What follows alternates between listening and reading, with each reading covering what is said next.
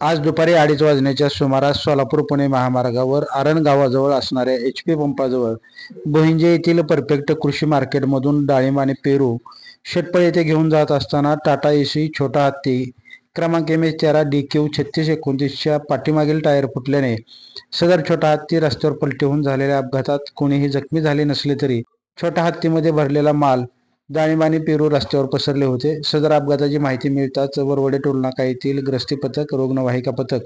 मोडणीम महामार्ग पोलीस मदत केंद्राचे प्रभारी अधिकारी प्रकाश वाघमारे आणि त्यांचे कर्मचारी तात्काळ घटनास्थळी दाखल झाले असून सदर अपघाताची माहिती टेंभुर्णी पोलीस स्टेशन येथील अपघात विभागाला देण्यात आली असल्याची माहिती ग्रस्ती पथकाचे प्रमुख संतोष खडके यांनी दिली आहे। या अपघातानंतर या छोट्या हत्तीमध्ये असलेला पेरू आणि डाळिंब माल मात्र